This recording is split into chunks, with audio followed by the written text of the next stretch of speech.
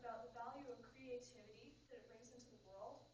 And second, I'm going to talk to you about how each crayon has its own color and you can choose which one you use and how you color your life.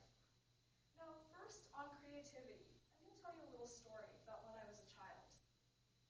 We were remodeling my basement room, and basically we had to tear down everything that was there and rebuild something new in its place. So part of this was tearing down